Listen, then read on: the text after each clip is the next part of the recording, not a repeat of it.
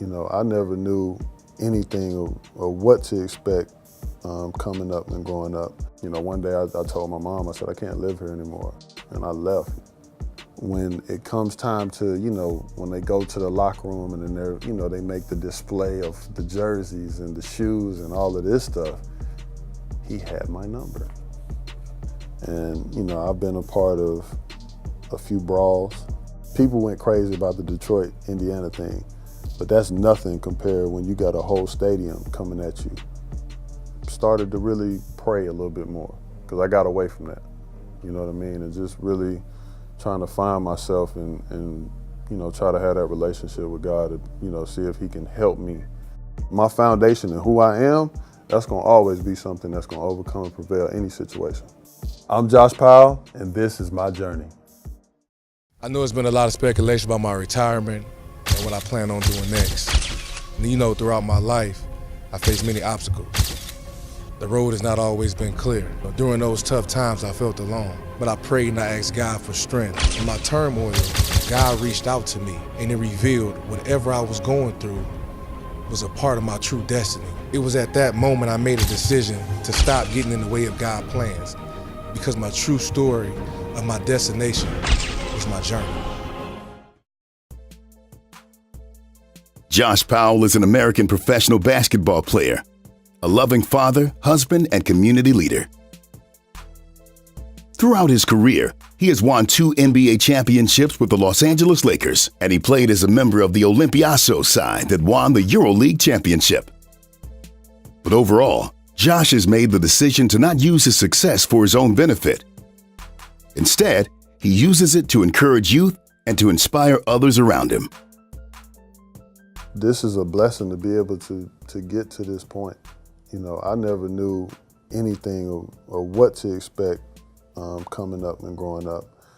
And it didn't, for me, because I love the game. I know what I put into the game. I know the blood, sweat, and tears, the sacrifices, the many hours and nights and days and weeks I've spent away from family, friends, loved ones, because I'm locked into the gym, or I'm focused on doing what I need to do. Me personally, I just enjoyed the process and the grind. Like, it didn't matter where I played. I think that, you know, playing 9 years in the NBA, that's a great thing to accomplish, you know. But for me, the longevity, being able to play for 15 years, period, professionally, was something that, you know, I can hold my head up high and say that that's something that I've accomplished, and nobody can take that from me, no matter what people have said, because people gonna always talk. But I just think that I know that God gifted me this, and I just want to be able to repay him back by what I do and how I show up every day, you know what I mean, to be able to give and be the best person that I can be. And not only that, but use this gift to be able to be a blessing to others and to spread that message. My family structure growing up started off, I was actually born in Charleston, South Carolina, but I've been here in Atlanta since a baby. My mom divorced my dad early. So I had to, me and my mom came here, we stayed, where was it, over by Greenbrier Mall, I can't remember the name of the apartments, but eventually she had me go live with my grandparents for a couple of years while she got situated and got herself, you know, back together. And then I came back after living with my grandparents to move in with my mom. We stayed over in College Park off of Old National. My mom also got remarried, so let me put that in there.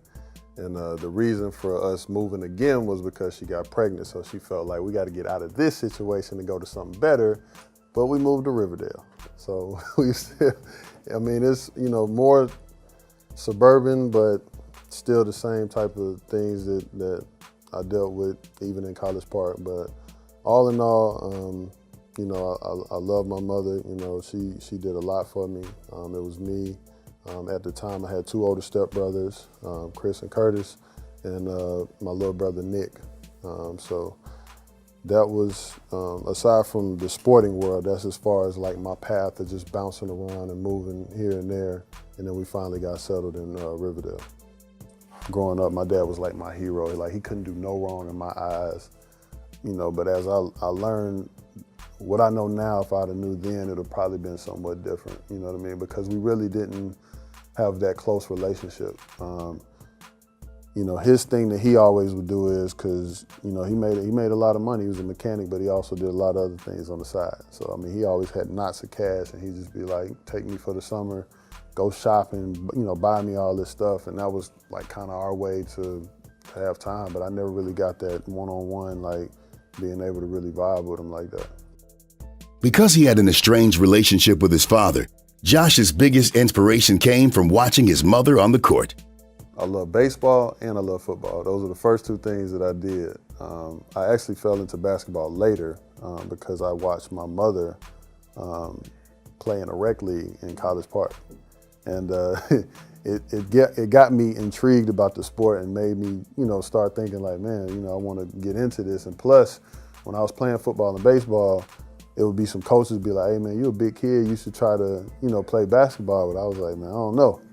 You know what I mean? So I was growing up just trying to figure out some stuff, but you know, I was doing it more so as an out and a way to stay out of trouble and things like that. So I fell in love with the game of basketball later on. And you know, I was watching her, and I'll never forget I was flipping through TV one day, ended up seeing the Houston Rockets. I can't remember who they were playing, but the legend, Hakeem Olajuwon, which is like my idol, you know what I mean? Like, and I, you know, paid my game after him, but watching him go to work, that's what really made me like fall in love with the sport, and that's when I, you know, started to get into it. Going into my sophomore year, I grew like 5 to 6 inches that summer. So along with me working my tail off, when I finished my sophomore season, because that was my first time playing varsity. Like I only played 3 years varsity, and I started off 9th grade, kind of going back and forth 9th grade JV, but really, you know what I mean, I wasn't getting that much time or anything like that. So when I did that, I had a good year. I averaged like 17 and 10 or something like that. And then, you know, AAU was a big thing for us. And being able to be a part of that circuit, playing against better guys, the best guys in Georgia, and being able to travel, that's when I, you know, really started to see that this could turn into something, you know, as far as me being able to get an education off of doing something that I love.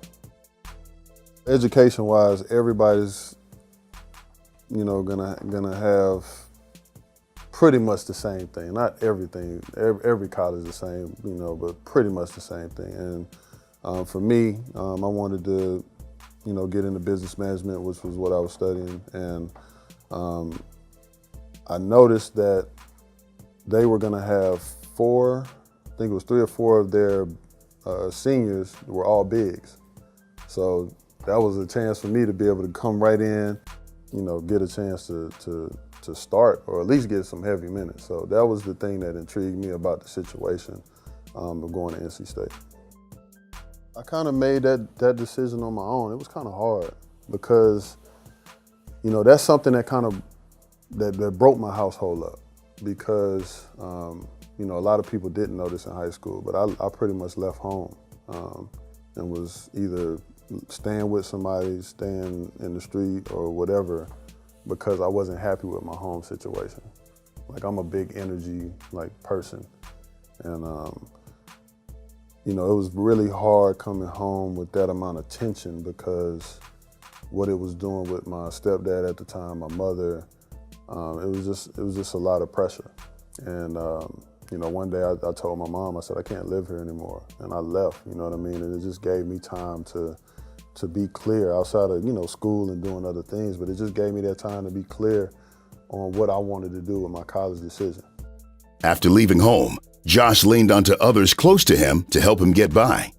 You know, as long as I could lay my head down, and I was cool, but there was so many people, you know, at that time, maybe like 3, maybe 4 people that I was kind of bouncing around, either at their house or, you know, using a car or something like that. So, but, you know, that was, I had to grow up even more so, not just because I'm out there on my own, but I just think what it did for me mentally, you know what I mean? Just being able to find that strength and that peace, to understand things that I liked and things that I didn't like, just when you're dealing with people or situations, you know what I mean? Because this is obviously something I've never dealt with, nothing that my parents had never dealt with.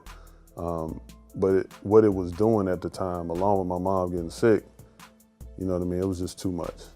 And for me as a kid, I didn't know what else to do other than just be to myself. It's kind of tough because you got to think, you balance in school, you balance in basketball. I was also working. I had an uncle of mine that, allowed me to work in his clothing store and be able to make a few dollars and, help myself out. So just balancing all of those things and started to really pray a little bit more because I got away from that, you know what I mean? And just really trying to find myself and try to have that relationship with God and, see if he can help me, help me understand what's going on and find a way to, get that balance and them answers and that strength. Because, at the time, I'm out here trying to do something on my own instead of allowing him to work for me.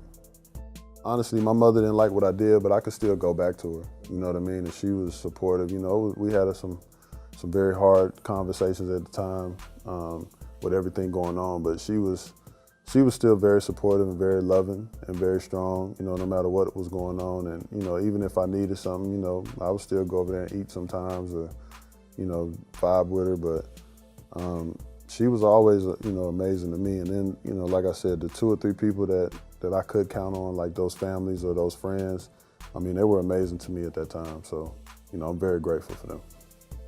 As Josh moved on to play for North Carolina State, he had a hard time adjusting as an athletic student. It can be stressful, you know what I mean? Especially now that you're on your own and you're learning how to manage your time, which is a huge thing that you learn to do once you get to college. And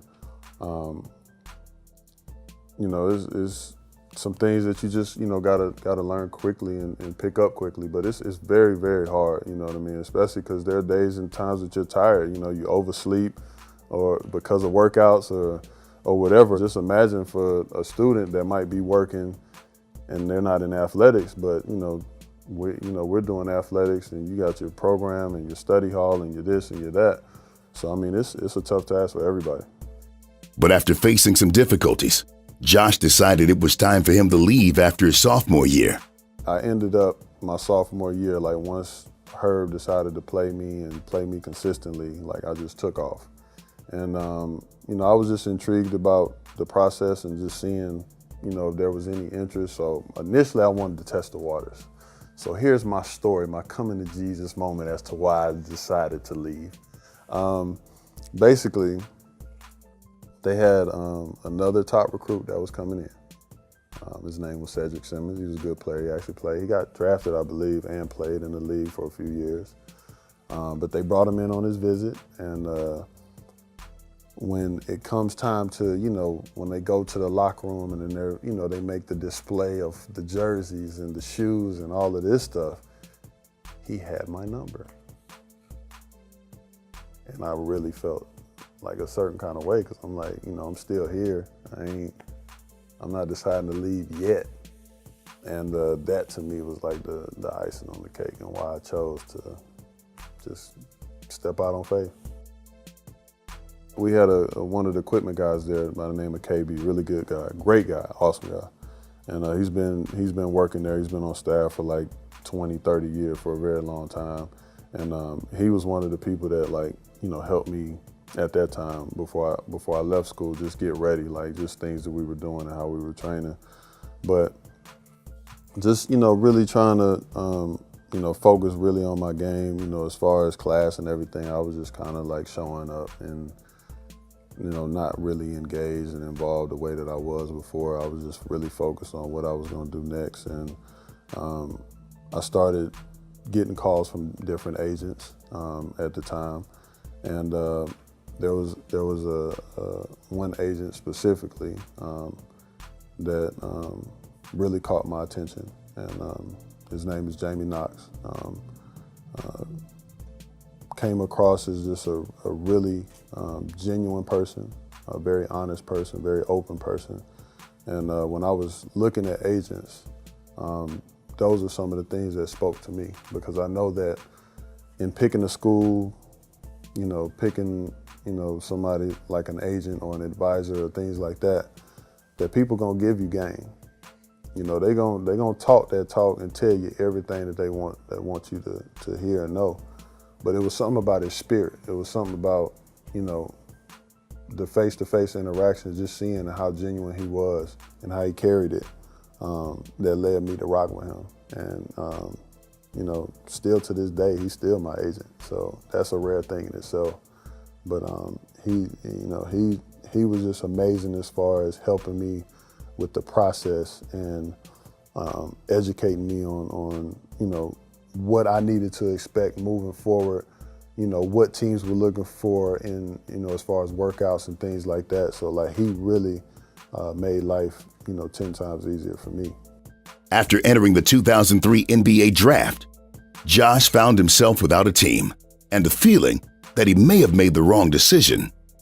So after the draft ended, obviously, first and foremost, let me, express that it's hurtful, you know what I mean, to see that, because you feel like you failed and you start questioning yourself because you're like, man, did I make the right decision, this, that, and the other. So I stepped away, you know what I mean, but Jamie, prior to that, he was just like, listen, I got work to do. I'll keep you posted, you know what I mean, just take some time, to relax or whatever. And, again, he walked me through that entire process because even though I was undrafted, I was still able to get onto a summer league team, which is important too. And he was able to get me on the Dallas Mavericks summer league team, in which I was, able to spend the whole month of July. I think we did LA and we did Utah, which I think Utah is still going on now, but those were the two summer league spots that team did at the time. So that was my way of, getting in, because you're still playing in front of the NBA teams and you're still playing in front of international teams, scouts, coaches, whoever, when you go to those, different places. Playing in the summer league paid off as Josh's agent was able to find an opportunity that would get his foot in the door. So basically, he came up to me with a few options and just told me, we have a deal in Russia, and he told me how much it was for, the opportunity, and I just was like, all right, I'll take it, you know what I mean, just to be able to, get my feet in the door, and because when it comes to like basketball, there's so many different ways that not just with the NBA, but of course you can have an overseas career. But as far as, me, if I wanted to get back into the NBA, how that goes. So, it's just taking advantage of certain opportunities and things like that. But I mean, I signed a contract to go to Russia, so that was my official, first team and situation to go to. My first overseas experience was short-lived because I was literally only there for maybe 2.5, 3 weeks. Me and the team parted ways, but Jamie was able to get me into another situation in which I went to Italy. And I did a half a season in Italy. So, that was a very, because that was the first time extended, being extendedly away from like family and friends and everything else, and just adjusting to the language, to the this, to that. And but I had two. That team, we had 3 American players, with myself included. But the other 2 guys were like great vets, and they really helped me through it. Like they made life super easy for me. Because they had already built relationships, so we were going to the base, to military base, to get food, to get whatever stuff that we needed, and just conversations and just making sure that I'm okay like that. They really helped me during my first year, my experience. The fans are extremely passionate about their clubs and about the game and everything else. And I've been a part of a few brawls where everybody people went crazy about the Detroit, Indiana thing, but that's nothing compared when you got a whole stadium coming at you, you know what I mean, in certain situations, because if you're playing rival teams. Now you gotta remember something, a lot of these teams too are, mafia-owned, like, you know, you going into different situations dealing with a lot of different stuff. And, you know, been a part of some crazy things and some crazy times, you know, internationally. But, you know, all in all, it's amazing because you won't get another atmosphere that's like that. The following year, Josh came back to the States to play for the Dallas Mavericks, where he was sent to the NBA's D-League with a point to prove. I felt like they was gonna learn, like I'm gonna prove them wrong. I didn't take it personal because you gotta remember something, you know, and a lot of people don't think of it this way. Like, so it's not my rookie year, but technically it kind of is. And when you playing behind guys like Dirk Nowitzki, who's a franchise player, he's getting the majority of the minutes at the 4. You got Eric Dampier, who's, you know, obviously a true veteran. He's been in the league for many years.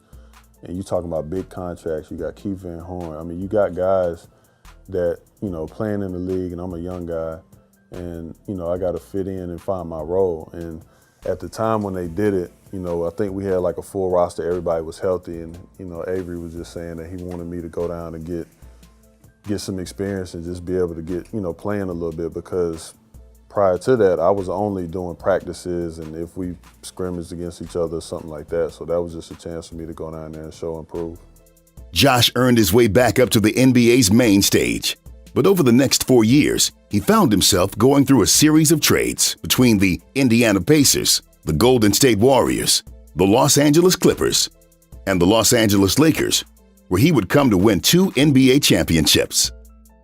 When I won the first championship, one thing that I did, I mean, just sitting there, and I just said to myself, you know, I'm just this kid from Clayton County, you know, Riverdale High School, and I never saw myself getting to a point where, for one, I'm living out my dream. I'm a part of, you know, being able to say that I've played in the NBA, but another thing is being able to win a ring, and that's a really hard thing to do and to get there.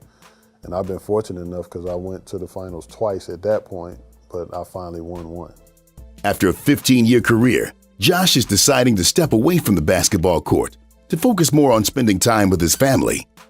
Some people know, but a lot of people don't. But I mean, this is the first time I'm gonna say it, especially with the cameras going. But this is one of the reasons why I'm retiring after this year, is to be a father, to be around my kids, and to be in their life, because I understand how important that is. You know, at first I'm ripping and running. And I was younger, even with my oldest daughter, I'm just doing me. You know what I mean? But I wasn't really thinking about her. Even though I'm thinking about her, but I'm not like thinking about, because I'm so locked into my career and what I'm doing. But it's crazy, you know, when you're in the same house and you wake up so early that you don't see her, and you've been working like gym, eat, gym, and by the time you get home, she's in bed already. You know what I mean? Like, when I look back at those times, those are things that I'm like, bro, what are you doing? Like, don't lose sight of what's most important. You know what I mean? And over time, as I got older and matured more, those are the things that I value way more than anything else. So, you know, I'm not saying that I didn't think about my kids, but I think I felt that the reason that I'm doing it, you know, was to make sure I'm taking care of them. But at the end of the day, which, like my father, and that's why I said this goes hand in hand. My father did the same thing with me, right? Not to money, here, go do you, everything's all fun. But if I could replace that with time, I would take time. Because everybody, whether it's your kids, your loved ones, people, getting that quality time with them is way more important than anything else that you could ever do. So I got married in 2008, and that's who I had my last three children with. She has always been basically the mother to my oldest. Because my oldest, that was a 5-year stressful process, but God is good. But I went through a huge custody battle with her mother. You know what I mean? So, you know, that was something else, you know, that helped me as a person, and really showed me a lot about myself and who I am, you know what I mean, and what I need to be, especially for my kids. My whole life, I've been pretty much the behind-the-scenes guy. Even when I was with the Clippers, it wasn't really that much hoopla or anything else. But when I got with the Lakers, you're dealing with a whole nother beast of media and everything else. And the nastiness in which her mother did some things, and when you have to be the person to not speak on it, when you have to be the person to, you know, keep your mouth closed and go through the process, you know, that was a really hard thing when you have somebody basically downing your character and who you are as a person constantly, you know what I mean? And then people talking and they judging you. So it helped me build, you know, even more tougher skin because, you know, I'm like, for me, say what you want, but that's cool. As long as I'm able to get my daughter at the end of the day, that was the most important thing for me. Also during his spare time, Josh has found a way to use his resources to give back to the community. So the name of my foundation is 21 Reasons to Give.